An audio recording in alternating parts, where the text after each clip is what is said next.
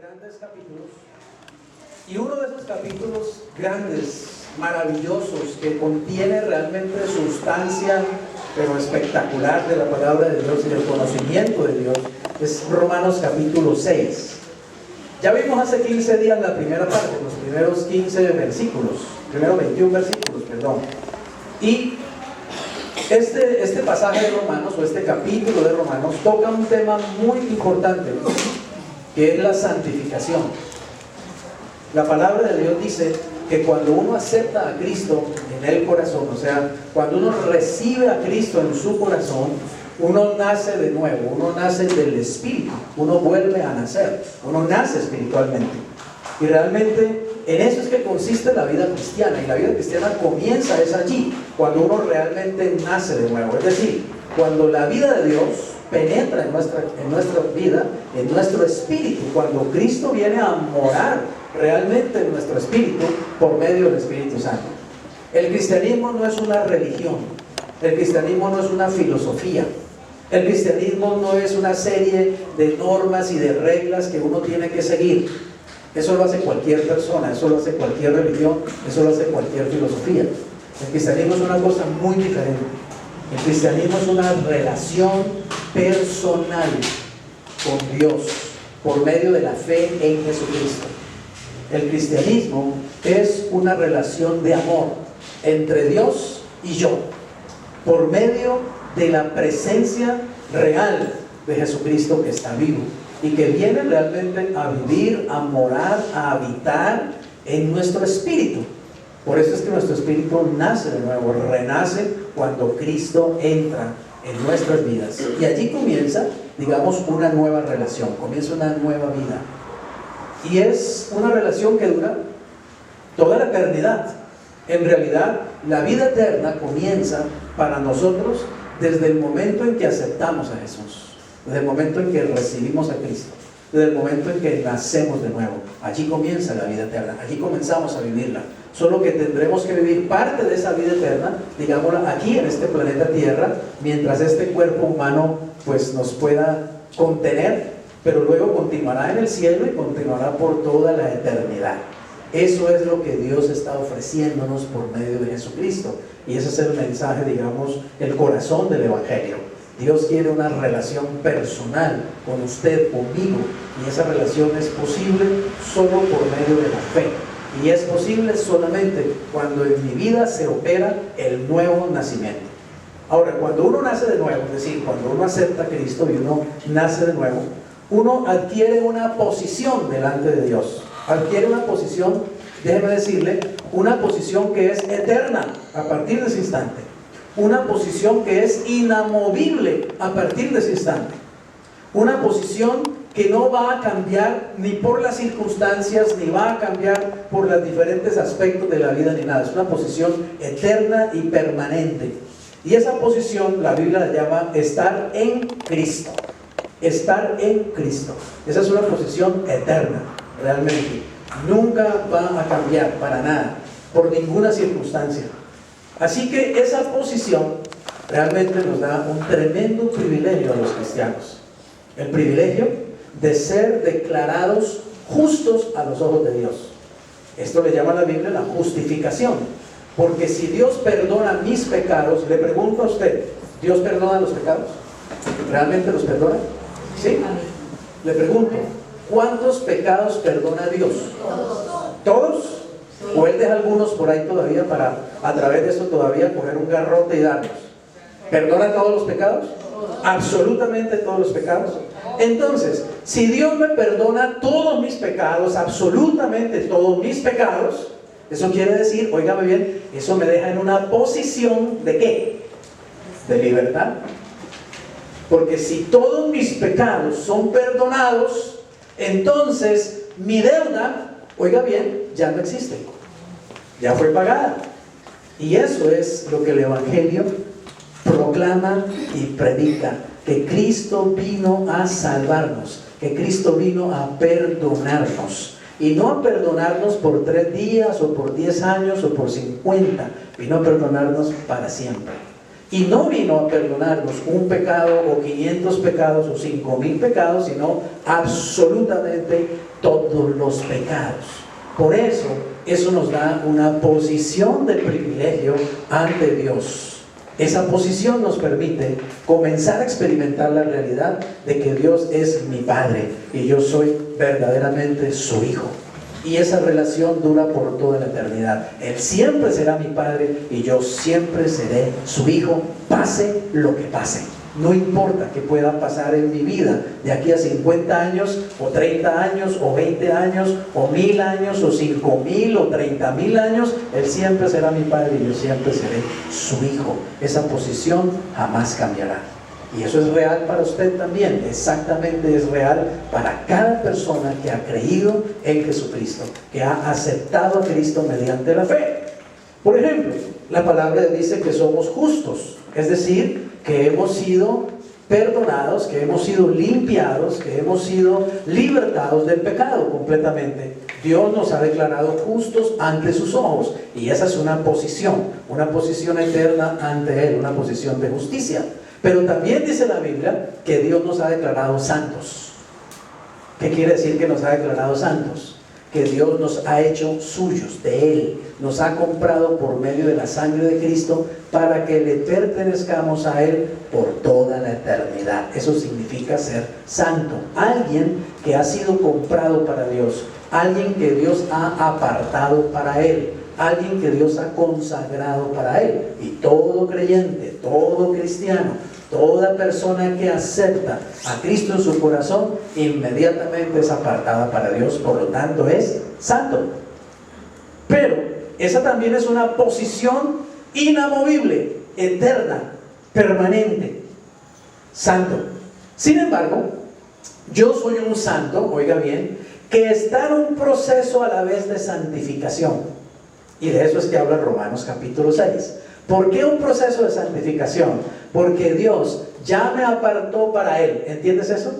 Ya soy de Él. ¿Entiendes eso? Ya nunca dejaré de ser de Él. Sin embargo, Él me ha apartado para Él, pero Él comienza a trabajar en mi vida por medio del Espíritu Santo para irme apartando cada vez más del pecado que mora dentro de mí.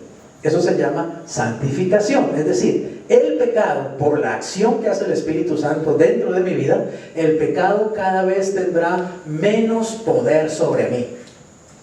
El pecado cada vez podrá reclamar menos derechos sobre mí. La doctora Clara nos habló el sábado pasado de la sangre de Cristo. Y la sangre de Cristo precisamente fue derramada para nuestros pecados, para limpiar nuestros pecados. Es la forma como Dios trata con nuestros pecados. Es el remedio para mis pecados. Mis pecados no los puede lavar el jabón. Mis pecados no los puede limpiar la religión. Mis pecados no los pueden lavar las buenas obras. Mis pecados no los pueden lavar mis mejores intenciones. Únicamente la sangre de Cristo puede limpiar mis pecados. Y la forma como Dios trabaja con los pecados de los seres humanos es a través de la sangre de Cristo. Pero la forma como Dios trata con mi naturaleza, es decir, con esa inclinación natural mía a hacer lo malo, a caer en pecado, la forma como Dios trata con eso es a través de la muerte, a través de la cruz.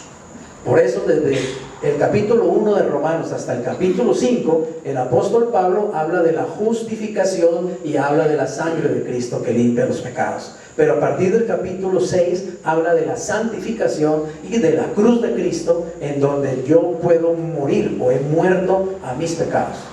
El sábado, hace 15 días, el sábado, ¿cierto? Viendo esta primera parte, hablamos de muertos al pecado, de que estamos muertos al pecado los cristianos, y estamos ¿qué? Vivos para Dios, ¿cierto? Y hablamos de que había 3 puntos muy importantes en esos primeros versículos de Romanos 6. El primero era que tenemos que saber. Es necesario saber. Los cristianos a veces cometen muchos errores y viven una fe medio extraña y medio rara. Es porque les falta realmente el conocimiento de la palabra de Dios, el conocimiento de la verdad. La Biblia dice, mi pueblo perece porque le falta conocimiento. Así que la Biblia dice que nosotros necesitamos saber, conocer la verdad. Y no por encimita, necesitamos de verdad aprender a conocer la verdad profundamente. Entre más usted conozca la palabra de Dios, más está conociendo la verdad. Entre usted más se meta en la palabra de Dios, más está profundizando en la palabra de Dios. Y mientras más lo haga, más beneficios va a tener en su vida espiritual, emocional, económica, física, en todos los aspectos de la vida.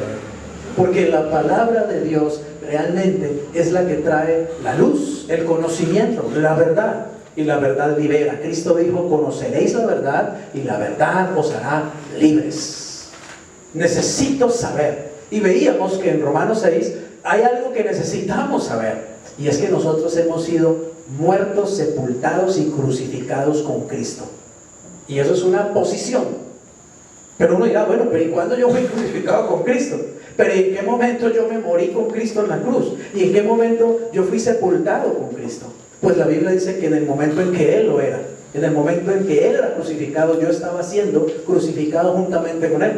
En el momento en que Él moría, yo estaba muriendo juntamente con Él. Y en el momento en que Él fue sepultado, yo estaba siendo sepultado juntamente con Él. Y eso es una verdad espiritual que está en la Biblia y Dios la revela. La revela a mi espíritu. Cuando yo la empiezo a entender en mi espíritu, esa verdad comienza a transformar realmente mi vida. Y lo que es más importante, me empieza a dar poder contra el pecado, libertad del pecado, autoridad sobre el pecado, que es lo que Dios busca que nosotros realmente tengamos. Ahora, no solamente tengo que saber esa verdad, tengo que también considerarme. Dice: considérate muerto al pecado. No solamente debes saber que al morir Cristo moriste al pecado, sino que debes considerarte muerto al pecado. Porque si Dios dice que estás muerto, entonces ¿qué tenemos que hacer? Pues yo empiezo a considerarme muerto al pecado, a lo que Dios, a la verdad. Es decir, me pongo de acuerdo con la verdad de Dios. ¿Estamos claros? Si Él dice que yo fui crucificado con Cristo, pues yo digo: amén, yo fui crucificado con Cristo. Si Él dice que yo fui muerto con Cristo, pues digo: amén, Señor, yo estoy muerto con Cristo. Y si Él dice que he sido sepultado juntamente con Cristo, pues yo lo creo y le digo amén. Por eso es que el apóstol Pablo dice: crucificado estoy juntamente con Cristo. En Gálatas capítulo 2 versículo 20 dice eso el apóstol Pablo: crucificado estoy juntamente con Cristo. Pero Pablo está vivo y está hablando. ¿De qué está hablando él? Él está hablando de una verdad espiritual. Él cree esa verdad, él conoce esa verdad, él experimenta esa verdad. Y él puede decir: yo estoy crucificado juntamente con Cristo. Y ya no vivo yo, dice él, más vive Cristo. ¿Pero Cristo dónde? ¿En el cielo? ¿Allá metido en una iglesia? No, Cristo en mí, dice Pablo. Vive Cristo en mí. Y lo que ahora vivo en este cuerpo físico, en este cuerpo de carne, dice, lo vivo en la fe del Hijo de Dios que me amó y se entregó a sí mismo por mí. Qué tremenda filosofía de vida, qué tremenda palabra y verdad poderosa si usted la cree, ¿me hago entender? Y si usted comienza a vivirla. Ya no vivo yo, vive Cristo en mí. Yo solamente estoy ahora, digamos, en un cuerpo de carne y de sangre, pero eso es una cosa temporal. Eso son apenas, para mí, digamos, unos 30 años más, ¿cierto? Cuando 30 años más ya tengo 92 años prácticamente, porque el 19 de julio cumplo 62. Así que si el Señor me da 30 años más de vida, ya tendré 92 años. No sé si llegue a los 92. Quisiera llegar a los 92 y seguir hablando del Señor, pero solo Dios sabe. Así que el tiempo en este mundo es realmente muy corto. La vida es realmente muy corta. Pero no es esta vida de lo que se trata. Es de la relación personal con Dios que tú tengas y yo tenga. Es de lo que aproveches ese tiempo para profundizar en esa relación personal con Dios. Es de lo que aproveches ese tiempo para llegar a conocer a Dios lo más profundamente que puedas antes de que seas llevado al cielo. En otras palabras, que cuando llegues al cielo no llegues en kinder espiritual, que cuando llegues al cielo no llegues en jardín infantil espiritual, amén, sino que llegues como una persona madura que ha desarrollado durante años conocimiento profundo de Dios y de su palabra y de Él mismo, y entonces cuando llegues al cielo realmente ya has crecido en el conocimiento de Dios. De hecho, seguirás conociéndolo por toda la eternidad, pero por favor procura no llegar en pañales al cielo en tu vida espiritual. Procura crecer un poco más cada día en el conocimiento de Dios. Así que considérate muerto al pecado, pero vivo para Dios. Y no solamente hay que considerarlo, sino dice presentarnos ante Dios. Así que si yo estoy muerto al pecado, según lo que Dios dice, y estoy vivo para Dios, pues así es como tengo que vivir, así es como tengo que pensar. Así que tengo que presentarme ante Dios y decirle: Señor, amén, estoy muerto al pecado y estoy vivo para ti. Por lo tanto, esta vida que tengo ahora es para ti realmente. Tú serás la prioridad en mi vida. Tú serás lo más importante realmente en mi vida. A ti te entregaré, Señor, el centro de mi corazón, el control de mi voluntad, el control de mis pensamientos, el control de mis emociones. Esta vida que ahora tengo no es para vivirla egoístamente para mí, es para vivirla para ti. Amén. Porque estoy muerto al pecado y estoy vivo, pero vivo para Él, vivo para Dios. Esa es la poderosa verdad de los primeros versículos de Romanos 6. Ahora entremos a la segunda parte de ese mismo capítulo, o sea, los versículos 15 al 23. Y podríamos llamarle a ese pasaje: libres del pecado y siervos de Dios. En estos primeros versículos, los primeros dos versículos, vamos a encontrar que la palabra de Dios nos muestra que hay dos amos. Nosotros, los seres humanos, y los cristianos en particular, digámoslo así, estamos ante dos amos. Oiga lo que dice.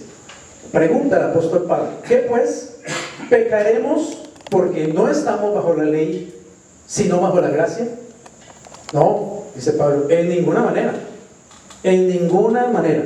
Vuelvo e insisto, hay personas que piensan que si uno predica la seguridad eterna de la salvación, que si uno predica la gracia de Dios, uno está predicando también que se puede pecar tranquilamente y no va a pasar nada. Lejos de toda la verdad. Al contrario, cuando uno predica la seguridad de la salvación, eso trae tanta libertad en la vida del cristiano que ya no quiere pecar. Cuando uno enseña la realidad de la gracia de Dios, eso trae tanta libertad a la vida del cristiano que ya no quiere seguir pecando realmente. La verdad libera, la verdad trae realmente libertad verdadera.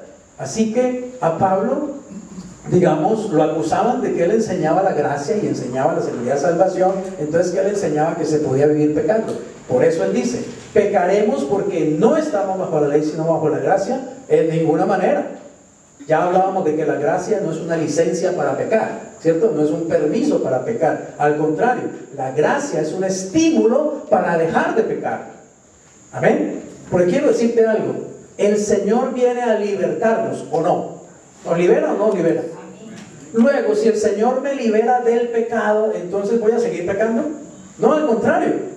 Porque entre más me libera del pecado, es decir, entre más me santifica, pues menos voy a pecar. Así que la verdad es lo que realmente trae libertad. No es la ley, es la gracia la que trae esa libertad. Ahora dice: no saben, oiga otra vez la palabra saber, es algo que tenemos que saber. No saben que si se someten a alguien como esclavos para obedecerle, son esclavos de aquel a quien obedecen. Y hay dos amos, miren, a quien nos podemos someter. Sea del pecado, ¿para qué? Para muerte. O sea de la obediencia, ¿para qué? Para justicia. Uno se puede someter a uno de dos amos. Uno puede escoger el amo al cual se quiere someter. Puedo someterme al pecado, pero debo saber que el pecado me va a llevar definitivamente a la muerte, es decir, a experimentar muerte espiritual, separación de Dios, e inclusive la muerte física también, ¿cierto? Pero si yo me someto, y oiga la palabra sometimiento, es una palabra muy clave en la palabra de Dios, sometimiento. Si yo voluntariamente me someto a la obediencia, el resultado que va a haber en mi vida, ¿qué es? Justicia, justicia, rectitud, justicia, vida limpia, vida sana. Puedo andar con mi frente en alto, puedo mirar a los ojos a cualquiera, no me da miedo, no tengo de qué avergonzarme, sé el tipo de vida que tengo. ¿Por qué? Porque estoy obedeciendo al Señor. Pero si yo me someto al pecado, entonces el pecado obviamente va a ser mi amo. Mire, lo triste de los cristianos, la tragedia de la iglesia de Jesucristo es que siendo libre, porque el Señor la hizo libre, la iglesia voluntariamente se somete a esclavitud del pecado. Y eso es realmente triste y vergonzoso. Un cristiano que elige el pecado, pudiendo no pecar, es realmente un triste cristiano.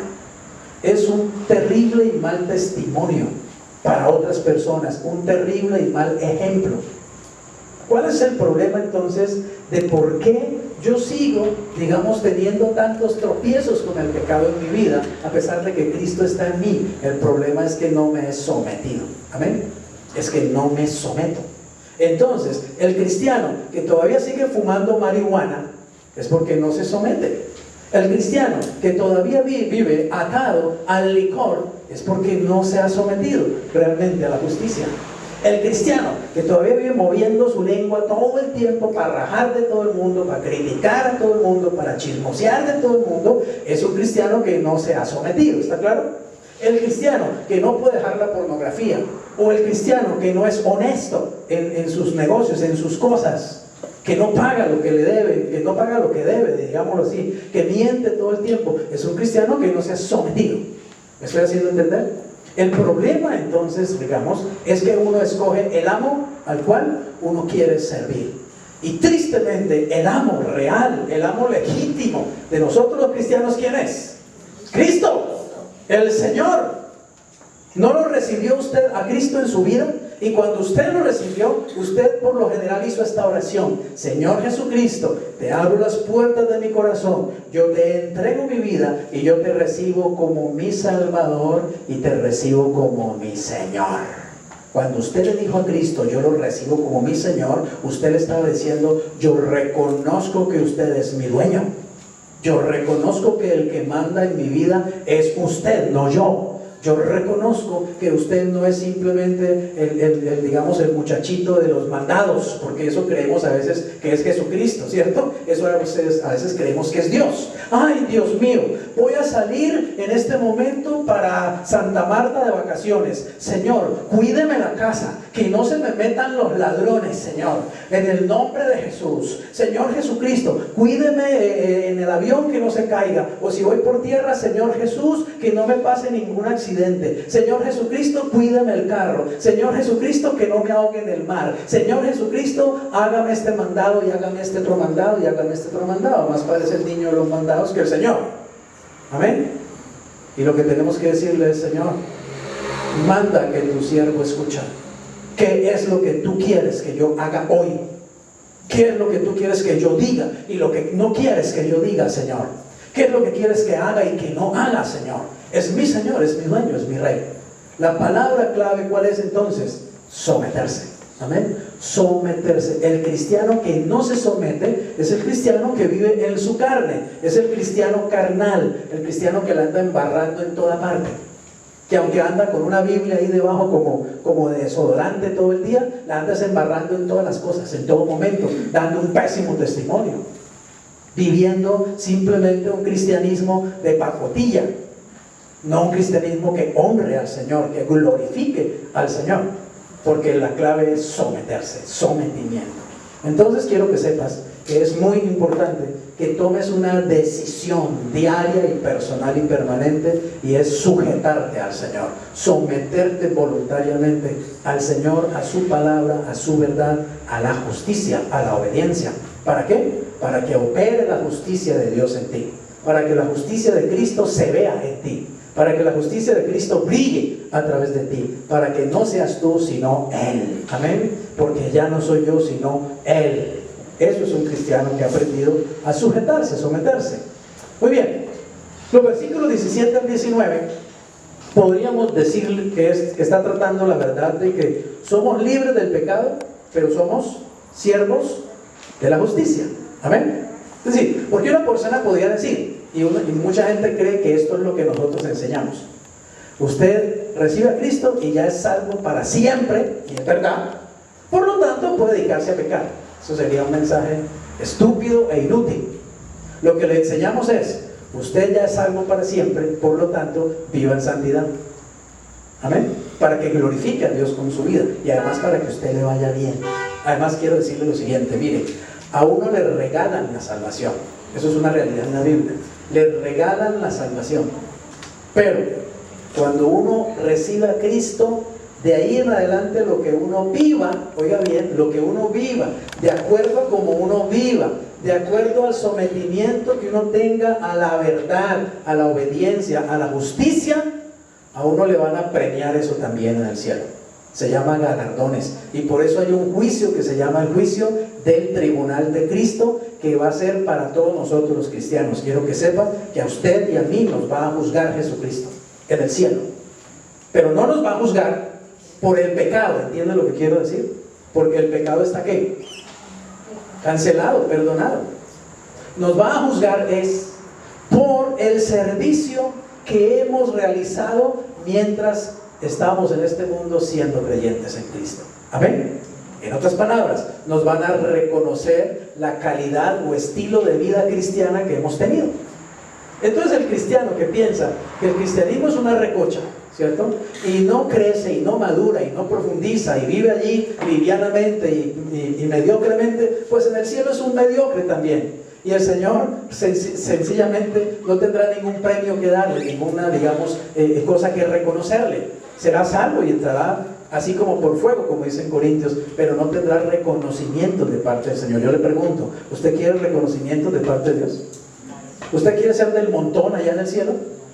¿O quiere ser una persona que el Señor pueda decir, siervo fiel? ¿Sí? Mira, te tengo este regalo y este otro y este otro. Se llaman galardones, está en la Biblia. El Señor va a estimular realmente eso. El Señor va a premiar y reconocer. ¿Usted cree que el apóstol Pablo tendrá reconocimiento en el cielo? ¿Usted cree que a Pablo lo van a dar el mismo reconocimiento que a usted o que a mí? No. ¿Por qué? Porque es un hombre que realmente se sometió a la obediencia, se sometió a la verdad. Es un hombre que realmente murió al pecado. Es un hombre que de verdad se entregó a Cristo. Es un hombre que de verdad glorificó y exaltó el nombre de Jesús. Qué triste llegaron al cielo. Sí, salvo, gloria al Señor, bendito sea Dios que me salvó. Pero al fin y al cabo en el tribunal de Cristo, cero a la izquierda, ningún tipo de reconocimiento, ningún tipo de premio, ningún tipo de corona. Y quiero que sepas que así va a ser, y está escrito en la Biblia. Vas a ser juzgado directamente por Jesucristo, en su propia presencia. Te va a juzgar y te va a decir, mira, este es el servicio que tú me prestaste. El Señor tiene cada cosa, la más mínima, anotada en su libro. Y voy a premiarte y voy a reconocerte por haber hecho esto o esto en mi espíritu, por haberte sometido a mi espíritu, por haberte dejado usar por mi espíritu. Por eso es importante hablarle de Cristo a estas personas. Eso tiene reconocimiento. Por eso es importante orar sinceramente por otras personas. Eso tiene reconocimiento. Por eso es importante ayudar a otras personas. Eso tiene reconocimiento. Vuelvo y explico. No tiene reconocimiento para la salvación, porque la salvación es gratis, pero tiene reconocimiento simplemente porque el Señor ha dicho que Él tiene galardones y premios para entregar. Así que vale la pena ser cristiano. Es un negocio redondo. A uno lo salvan gratis, le dan vida eterna gratis, le perdonan sus pecados gratis, y por todo lo que haga de ahí en adelante puede tener bonificaciones. ¿Me hago entender? Tiene además bonificaciones. Así que es inteligente el cristiano que busca realmente vivir en santidad. Es inteligente el cristiano que se aparta del pecado. Es inteligente el cristiano que busca honrar realmente a Dios. A eso yo le llamo la vida cristiana inteligente. Ahora miren lo que dice aquí. Pero gracias a Dios, oigan esto, dice el apóstol Pablo, gracias a Dios que aunque ¿qué? ¿Eran qué? Eran esclavos del pecado. Oiga bien, un cristiano ya no es un esclavo del pecado, ¿está claro? Un cristiano puede pecar, un cristiano puede caer en un pecado, pero ya no es un esclavo del pecado. Es decir, el pecado ya no es su dueño, el pecado ya no es su amo. ¿Por qué? Porque el cristiano tiene un nuevo dueño, un nuevo amo. ¿Quién es el nuevo dueño? Cristo. Entonces, un cristiano no es considerado nunca, y nunca el Señor le va a decir a un cristiano, es que tú eres un esclavo del pecado. Si Dios le dijera a un cristiano, eres un esclavo del pecado, Dios mismo estaría negando entonces la obra que Cristo hizo en la cruz. Porque entonces, ¿a qué fue que vino Cristo? ¿No vino pues a libertarme del pecado? Por lo tanto, quiero que sepas una cosa, y tienes que creerlo, y tienes que metértelo en la mente y en el corazón, y decirlo: yo ya no soy esclavo del pecado. Amén. Yo soy una persona que se equivoca, sí. Yo soy una persona que tiene todavía debilidades humanas, claro. Yo no soy perfecto.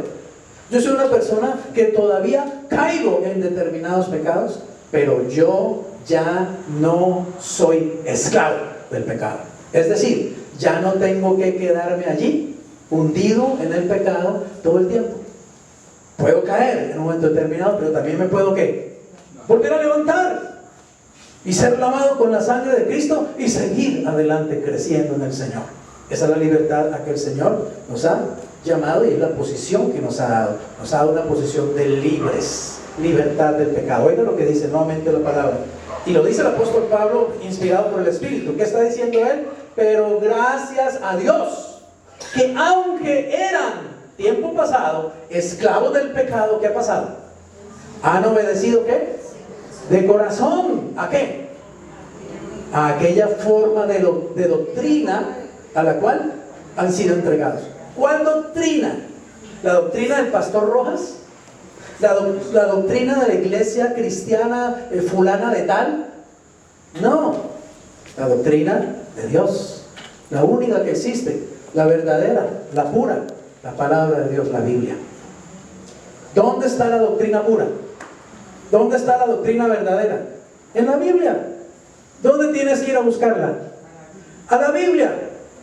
Pero es problema tuyo si la buscas o no la buscas. Amén. Es problema tuyo si andas metiendo la nariz en cuanta cosa por ahí andan diciendo, en lugar de meterte en la palabra de Dios. Es problema tuyo. Ya no es problema de Dios. Ya Dios entregó la verdad y la entregó por escrito. Se llama la Biblia. Y tú no puedes llegar allá, Señor, a decirle: ay, es que yo no sabía, es que nunca me dijeron, y no tenías la Biblia para que la leyeras. No te di la Biblia, mi palabra no te la di. Ah, no, pero a ti te importó más la televisión, la telenovela, el periódico, el chisme, la farándula. ¿Sí o no? Te leías 50 revistas Jet Set, caras, para averiguarte los chismes de todo el mundo, y no dedicabas tiempo a leer la palabra de Dios. ¿Qué excusa tienes, cristiano? Ninguna. Eres un mediocre, sencillamente. Esa es la verdad. Pero ¿quieres dejar de ser un cristiano mediocre? ¿Quieres realmente tener una fe profunda, firme, fuerte, bien arraigada? Métete en la palabra de Dios y conocerás la verdad. Y esa verdad cada día te hará una mejor persona y te hará más feliz y te hará realmente libre. No tienes excusa. Lo demás es pura pereza. Lo demás es simple sometimiento al pecado y no a la obediencia. Sin embargo, Pablo dice: gracias a Dios que obedecieron de corazón a esa forma de doctrina. Ahora dice, oiga esto, ¿cuál es el resultado de eso? Y libertados del pecado, vinieron a ser ¿qué? Siervos de la justicia.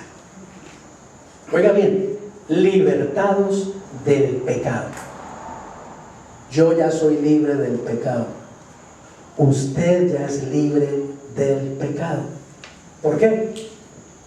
Porque creyó en Jesús, porque aceptó a Jesús, porque Jesús está en su corazón. Y Jesús es el que libera del pecado. No es la religión la que libera del pecado, no es la filosofía la que libera del pecado, no es mi abuela la que me libera del pecado, es Jesús el que libera del pecado. Y si Jesús está en usted, Jesús está en usted para hacerlo libre del pecado. Ya usted es libre. Pero si es libre del pecado, tiene que entender la otra cara de la moneda, ¿está claro? Si usted es libre del pecado, no es precisamente para seguir viviendo en el pecado. Qué tontería, ¿cierto? Qué tontería ser libre del pecado y volverse uno a someter voluntariamente. Y volver uno al pecado y decirle: ay no, pecado, es que te extraño tanto, es que te necesito tanto en mi vida, Jesús me hizo libre, pecado, pero es que yo te necesito, yo te amo. Sé mi amo, por favor. He aquí tu esclavo. Pobre cristiano. Más le valiera que le quiten la vida y se lo lleven al cielo de una vez. Es mejor que vaya para el cielo perfumado y no que ande aquí embarrándola realmente, como muchos lo hacen, trayendo vergüenza al nombre del Señor. Si yo ya soy libre del pecado, es para que viva libre del pecado. Y es para que sea siervo de Dios. Amén. Siervo de Dios. Quiero que sepas que aquí el único siervo de Dios no soy yo.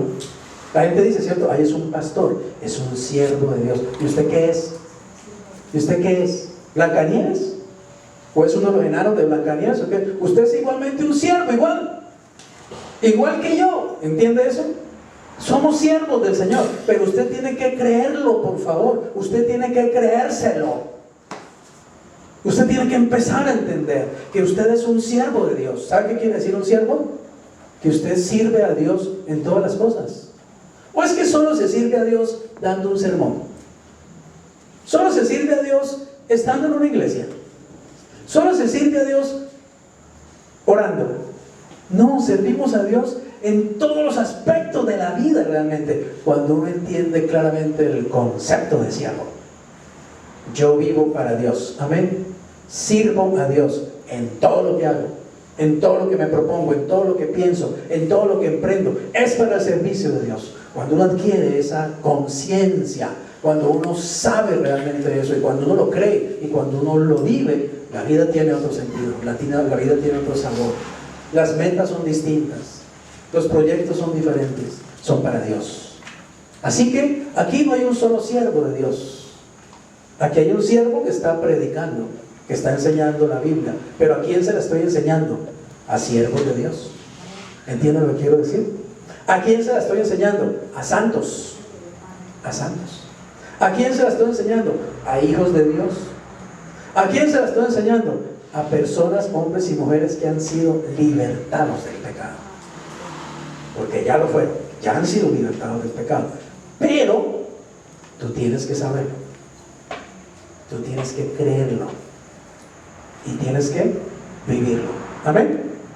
Así que soy un santo que está siendo santificado.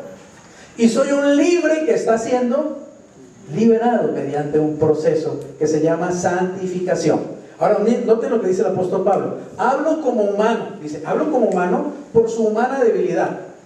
Que así como para iniquidad, ¿qué hicieron? ¿Qué hicieron allí? Dicen, presentaron sus miembros, ¿para qué? Para servir a la inmundicia y a la iniquidad. Ahí se está refiriendo al pasado, ¿está claro? A la vida pasada que teníamos, cuyo único amo era ¿quién? El pecado. Y obviamente detrás del pecado ¿quién? Pues Satanás. Por eso es que la Biblia dice que hijos del diablo. Así llama Jesús a la gente que no creyó en Él, que no lo aceptó a Él. Ustedes son hijos del diablo. ¿Por qué hijos del diablo? Porque estaban muertos espiritualmente, porque vivían en el pecado, porque eran esclavos del pecado. Pero ya yo no soy hijo del diablo, ¿o sí? ¿O usted es hijo del diablo? No, usted ya no es hijo del diablo, y usted tiene que saberlo. Así que cuando el diablo venga a decirle, hijito, ven, que te quiero mostrar algo hermoso, y dígale, ¿cuál hijito? ¿Cuál hijito? Yo no soy hijo suyo. ¡Fuera! Échelo. Cuando el diablo venga a hablarle, así le habla así bonito como, ay, soy tu papi, ¿cierto? Dígale, cállate, mentiroso, y lárgate de aquí, fuera. Cuando Él meta pensamientos en tu mente, saca esos pensamientos. Cuando Él te tiente de alguna manera, échalo fuera en el nombre de Jesús, porque ni es tu Padre, ni es tu amo, ni es tu dueño, ni es tu Señor. Amén. Eso fue en el pasado, pero eso Cristo lo cambió completamente. Mi Señor es Cristo y lo conozco. Sé quién es mi Señor. Sé a quién sirvo. Amén. Y mi decisión es servirlo y amarlo y seguirlo a Él siempre, en todo tiempo, en todo momento. Pero dice, así como en el pasado, ¿cierto? Como presentaron para iniquidad sus miembros, para servirle a la inmundicia y a la iniquidad, ¿qué tenemos que hacer ahora?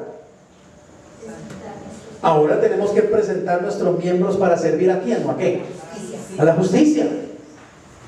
A la justicia. ¿Y cuál va a ser realmente, digamos, o por qué lo vamos a hacer? Para santificación. Miren, antes presentábamos nuestros miembros al pecado, ¿para qué? Para iniquidad. Ahora debemos presentar esos mismos miembros que antes los presentábamos al pecado, ahora debemos presentarlos a la justicia, ¿para qué? Para santificación.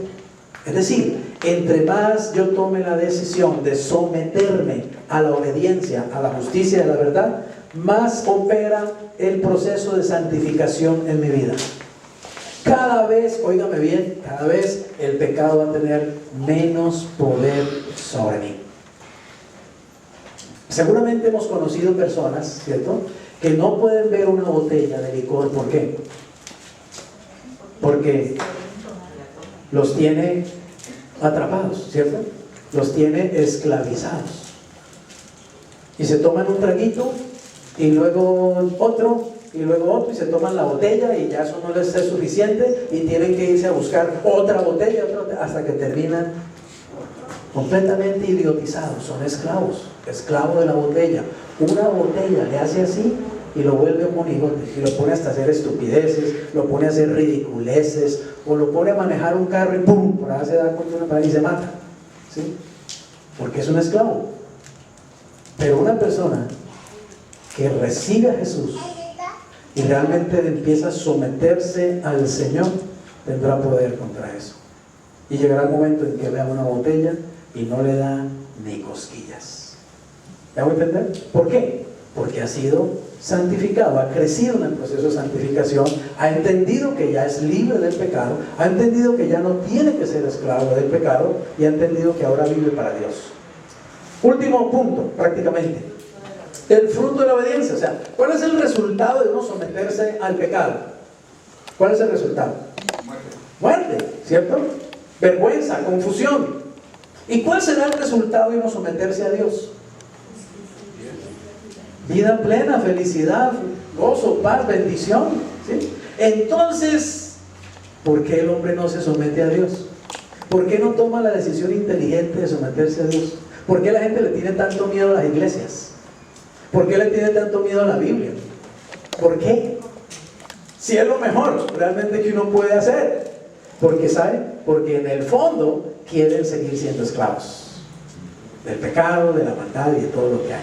En el fondo quieren seguir saboreando su inmundicia y revolcándose en su barro, aunque sean unos infelices.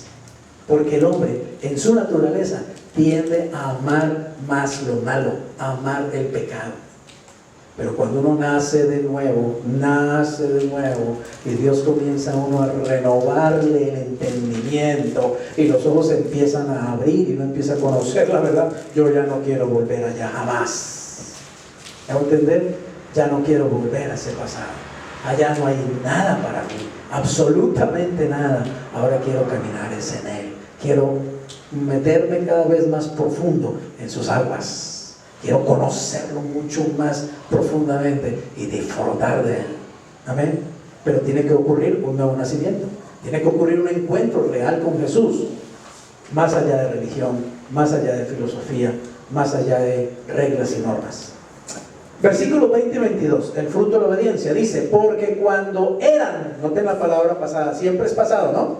Cuando eran esclavos del pecado, eran libres, ¿acerca de qué? La justicia, obviamente, ¿cierto? Porque uno o sirve al pecado o sirve a Dios, pero uno puede hacer las dos cosas. Uno puede decir, vea, Señor Jesucristo, hagamos un trato, ¿sí? Yo pongo una pierna acá en el pecado y otra pierna acá en usted. Hagamos un trato, déjeme pecar el 50% y el otro 50% pues yo lo obedezco y yo lo sigo, ¿no? Con Cristo no hay medias tintas, con Cristo no hay componentes. Él dijo, si usted me quiere seguir a mí, tome su cruz cada día y sígame, si realmente me quiere seguir. O sea, si usted me quiere seguir a mí, muérase al pecado, es lo que está diciendo. Tome su cruz, ¿qué es? Muera al pecado. Si usted realmente me quiere seguir, muera al pecado y me puede seguir. Pero si usted no está dispuesto a morir al pecado, dice Cristo, ni intente seguirme. ¿Para qué lo va a hacer? no va a poder seguirme a mí. Pero si usted de verdad me quiere seguir, esté dispuesto a morir al pecado. Sométase a la justicia, sométase a la obediencia. Deje que el Espíritu Santo realmente tome su vida y llene su corazón y deje que yo sea su Señor. Pero ¿qué fruto tenían de aquellas cosas de las cuales ahora se avergüenzan? Yo le pregunto, ¿hay cosas que le avergüenzan a usted en su vida? En la mía sí hay muchas. Hay cosas que usted no conoce de mí, ¿cierto? Usted me ve aquí como un pastor bien bonito hablando de la Biblia, pero usted no conoce realmente mi vida, usted no conoce mi pasado tampoco. Hay cosas que realmente me avergüenzan de mi pasado, de cuando yo fui un esclavo del pecado. Cosas que no quiero ni recordar siquiera, ni nombrar. Todos los seres humanos tenemos cosas que nos avergüenzan. Ese es el fruto, ese es el resultado de servir al pecado, ese es el resultado de hacernos siervos del pecado. Entonces, cuando uno vea un pecado, es mejor apartarse, porque al final uno sabe que al final lo que se le va a traer que es vergüenza, confusión y finalmente muerte espiritual y posiblemente hasta muerte física. Porque un cristiano que realmente vuelve al pecado y se deja llevar por el pecado y abraza de nuevo el pecado y vuelve y se casa con el pecado y vuelve y se revuelca en el pecado, corre el peligro de que Dios inclusive le quite la vida física. Porque como le digo, es mejor que lo lleven al cielo a perfumar y no que ande hediendo aquí en la tierra. Dios puede aplicarle la muerte. Por eso dice en 1 Juan, hay pecado de muerte por el cual yo digo que no se ore. Pecado de muerte es que el Señor le quita la vida. Pregunto, ¿puede Dios quitarle la vida o no? Si Dios quiere que yo me muera dentro de 5 minutos, ¿me muero o no me muero? ¡Me muero! Entonces Dios puede quitarle la vida a un cristiano, a un hijo suyo, se la puede quitar. Cuando el cristiano persiste en desobedecer y desobedecer y desobedecer y desobedecer y no hace caso, y el Señor le pone señales y el Señor le manda personas y el Señor le manda pruebas y el Señor le llama la atención y el cristiano sigue en su inmundicia, en su pecado, hasta que ¡pim!, le cortaron la luz. Amén. Porque así es. Pecado de muerte se llama. Léalo en 1 Juan capítulo 5, allí informes acerca de eso. Ahora dice, ¿qué fruto tenían de aquellas cosas de las cuales ahora se avergüenzan? Porque el fin de ellas, ¿cuál es? Muerte. Mas ahora, ¿cuándo? Ahora. ¿Cuándo era que éramos esclavos del pecado? Antes. Pero ahora que han sido, ¿qué? Libertados del pecado. Mire, esta es la verdad central de este pasaje y es la verdad que quiero realmente que usted se lleve hoy en su mente y en su corazón. Amén. Que usted ha sido libertado del pecado y yo también, y ahora hemos sido hechos siervos de Dios. Usted no es simplemente una persona que asiste a una iglesia a oír hablar a un señor de la Biblia. No, usted es un siervo de Dios. Tómese esa dignidad. Amén. Siéntase así. Crea de usted eso mismo, porque eso es lo que dice Dios que es usted. Es Dios el que dice que usted es un siervo de Dios, de Él.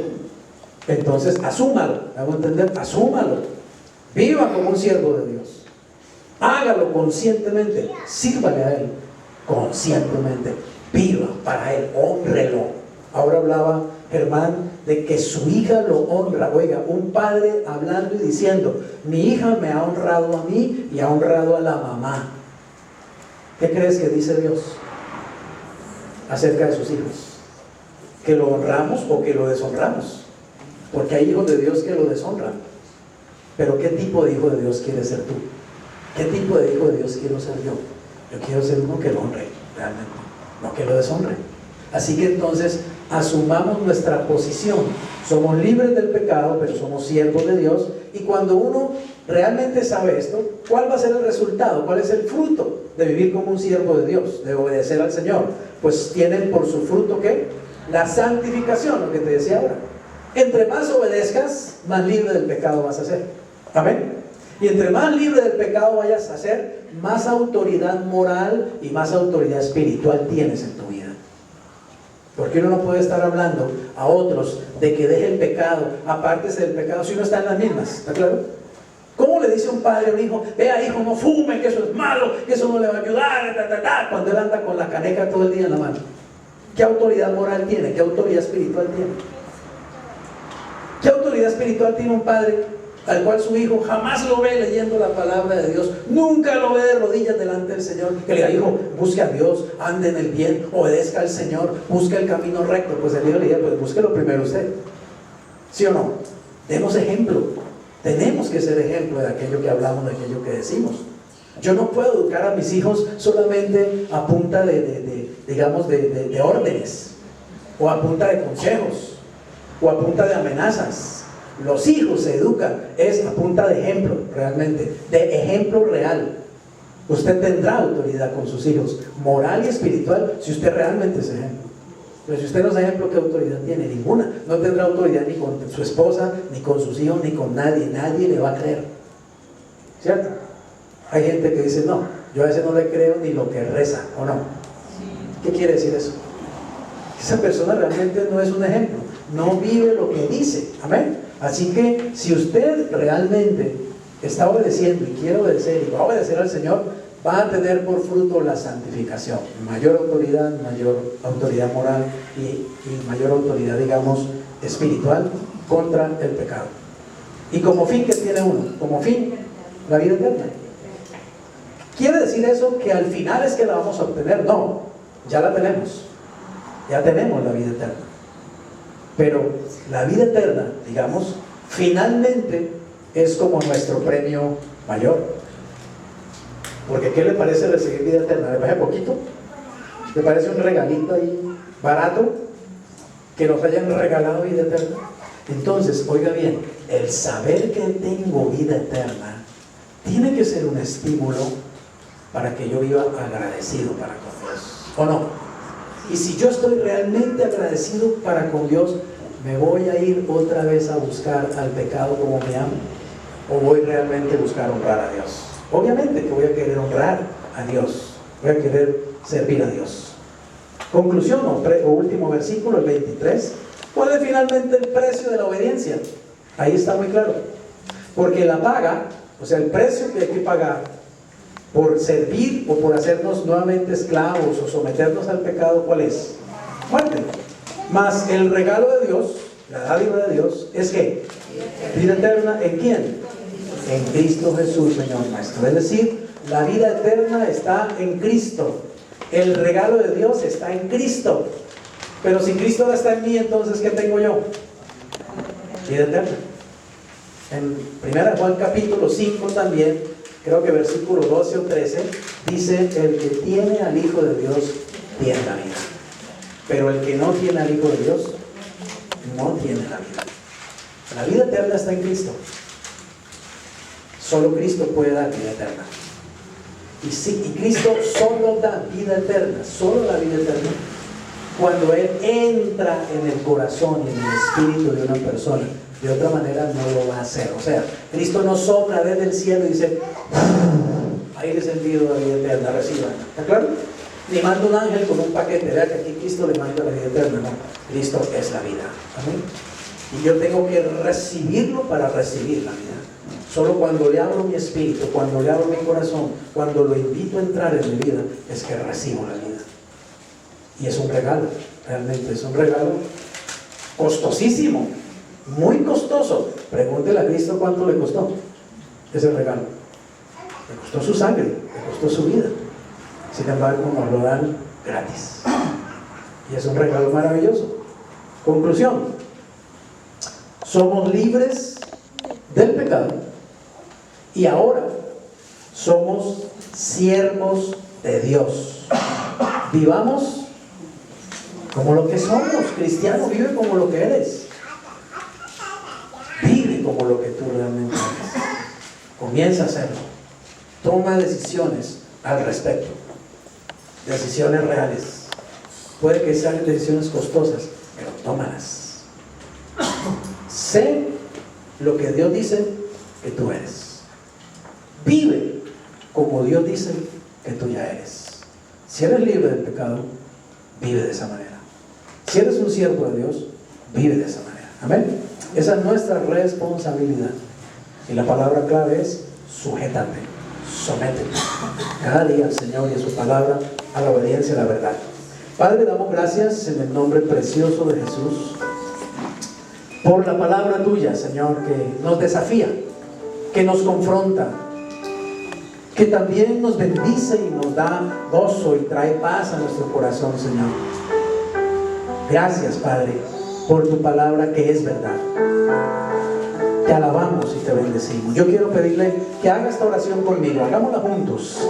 Dígale: Señor Jesús, yo sé que tú estás en mi corazón, porque viniste a mi vida cuando te invité a entrar en mi corazón. Sé que soy una persona que ha nacido de nuevo del Espíritu. Sé, Señor, que mis pecados han sido lavados con tu preciosa sangre. También sé que mi viejo hombre ha sido crucificado juntamente contigo y ha sido sepultado. Sé, Señor, que por tu gracia ahora yo soy una persona que es libre del pecado. El pecado ya no es mi amo. Satanás no es mi Señor. Y el mundo no es mi dueño. Mi Señor, mi dueño, mi amo, eres tú y solamente tú, Señor Jesús. Así lo confieso con mis labios, así lo creo en mi corazón, así lo declaro. Tú eres realmente mi Señor y a ti me quiero sujetar, a ti me quiero someter, a ti te quiero obedecer. Te entrego, Señor, el centro de mi corazón, la vida misma te la entrego a ti. Mis pensamientos, mis emociones, mi voluntad, te los rindo a ti. Te pido, Jesús, que tomes el control del trono de mi vida y que hagas de mí esa persona que tú dices que yo ya soy. Una persona libre del pecado, una persona que puede servirte a ti, una persona que ha nacido de nuevo, alguien que ha sido justificado delante de tus ojos, un hijo que es amado por ti. Señor, quiero vivir en esa realidad. Quiero que tu palabra se cumpla en mi vida y llevarla siempre en mi corazón. Haz de mí, Señor, esa persona que tú dices que yo soy. Te doy gracias, te alabo y te bendigo. Amén. Amén. Amén. Gloria a Dios. Damos gracias al Señor. Hay un anuncio muy importante.